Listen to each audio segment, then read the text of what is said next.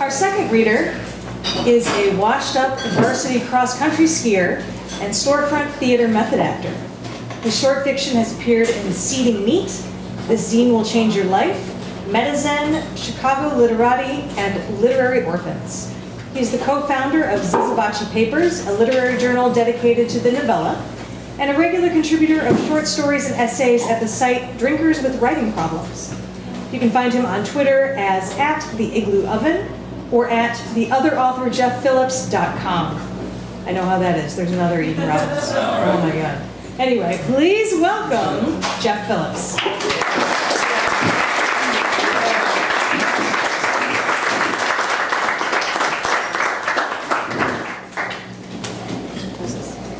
Just about right. Thanks for having me.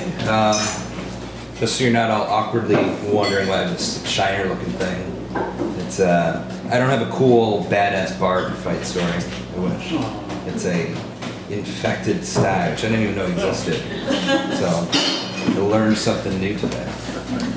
So I'm gonna read a piece. It's a personal story. It's also a little bit of a spooky story. It's called A Ghost Got Into the AV. Back home in Maine for the summer after my first year of college, I was pitter-pattering around in the basement one night and eating a whole bag of Keebler Rainbow cookies, washing them down with sips from limeless Coronas. I decided to pull out my dad's old 8mm film projector and watch footage he had captured in his early 20s. I watched my parents' honeymoon in the Smoky Mountains, shots of bears approaching their car. After a film ended, the film strip would slap around as the reel still rotated. You had to push the stop button, slide the final frame of the film strip back into the original reel, ensure it was snug in its slot. You had to push in the control dial on top of the projector until it engaged a gear. Then you had to crank it over to the other side until it clicked with a sprocket that would reverse a motor's direction. Finally, to initiate the rewind, you had to press another button to trigger the take-up spindle, and the thwip, thwip, thwip, thwip would punctuate as it spooled. I watched a few films. I repeated these steps a few times. While I was watching a film of a whitewater rafting trip he and some buddies had gone on down the Colorado River, I felt a weight on the other side of the couch. The springs below echoed a tinny twang, as if someone was taking a seat next to me. But I was the only one down there.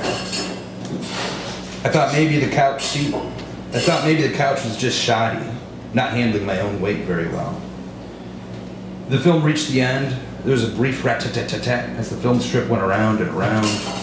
Then the projector suddenly stopped.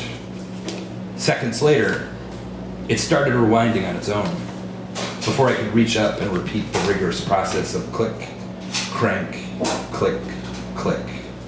I got chills. It seemed maybe I did have a visitor.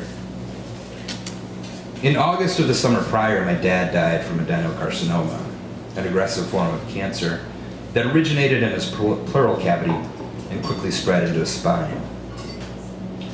When I found out he had passed, I was at my college orientation. At that point, we had learned the prognosis that his treatments weren't stopping the rapid tumor spread. We thought we had another few weeks with him.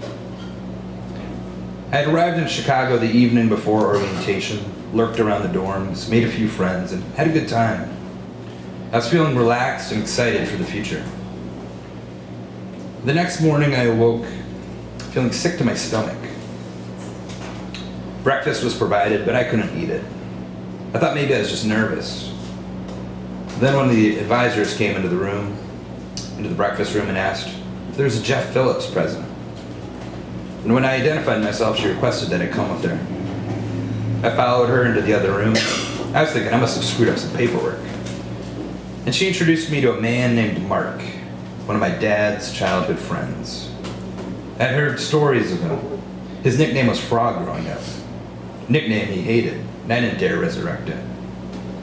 I said it was nice to meet him, and he said I should call my mother. I asked him, what is this about?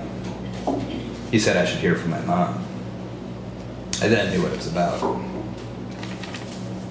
This was just before I had a cell phone. My mom had tried all morning to reach me, but no one was answering the phones at Columbia College, Chicago. Probably because every staff member is tied up with orientation.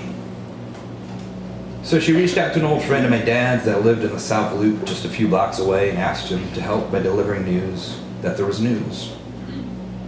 I was escorted to a small room with a phone, and I tried calling my mom at her home phone, a landline, for almost an hour, but was met with a busy signal. I just wanted to get through and hear possibly that what I thought this was about would actually turn out to be the exact opposite, that he was cured overnight. Finally, I got through and she picked up, and she shared the news.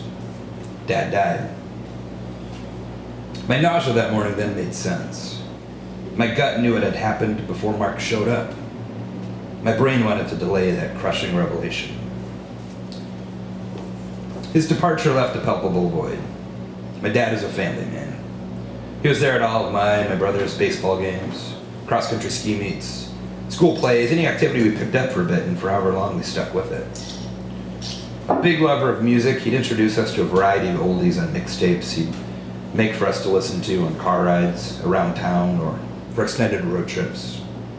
The Animals, the Turtles, the Doors, the Beatles. And I enjoyed the hell out of those songs. The quality of record scratch etched onto tape was a detail just as elemental to the composition for me and my memories of the music. He'd make time to join us on the couch on Friday nights for popcorn and TV when we were younger. A simple American activity, but cozy and cherished one. So it was fitting his phantom might return for a spot on the sofa to view some projected images.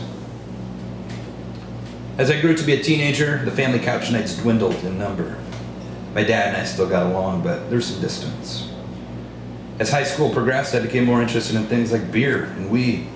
Things he'd rather not see or hear me doing, but despite the stories of his wild man days. But lurking in the basement, drinking those Coronas, maybe it was time for father and son to share a beer. Maybe I could have set the bottle down at the coffee table in front of the side of the couch, indented from an unseen force, and seen the liquid's level go down. But it's hard releasing a clutch on glass when your drinking companion is an unexpected manifestation.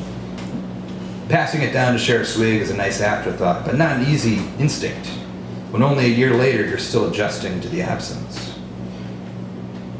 Several years after the projector self-rewound, I was home for Christmas break. 3 nights in a row, I woke to a Beatles CD playing track 6, Let It Be, from the album that shared the same name. For 3 nights in a row, the track clicked on and blared from the stereo in the family room downstairs. I seemed to be the only one that heard it. I stirred from bed, became cognizant of the music, and stumbled downstairs to turn the stereo off. I'd stand there confused and curious for a few moments, then climbed my way back up to bed. It didn't fully hit me at the time of these incidents, the projector and the stereo acting of their own accord, that I was being visited. Or maybe it did, but my mind threw itself into a cautious freeze. Or maybe my inner shyness tripped me up, got my tongue, and tugged me to dig my feet hard into reality on this side of the universe. Years later, after college, I had a phase where I religiously watched all of those ghost shows. Ghost Hunters, Ghost Lab, Ghost Adventures, Paranormal State, the list goes on. My mom had since moved from that house where I'd grown up and my father had died, but I wish I could get my hands on the same equipment these paranormal investigation shows used in their lockdowns, and go visit home to see if I could catch more signs of my dad. Even more than that, I wished I'd thought the same way these ghosting guys thought back when the weight on the other side of the couch had shifted and the projector spun in reverse. Back when Let It Be was on the soundtrack to my 3 a.m. awakenings. I wish I had gone and grabbed a tape recorder, let it run, and engaged in the conversations I didn't get to have with them. I wish I had embraced the moment, even if it was an illusion, and listened to the playback of the tapes, using imagination to stretch any static burst into coherent responses to questions. Because even if it were an illusion, it's still communication, and filled with far fewer regrets than standing there, remaining silent, and moseying away. Thank you.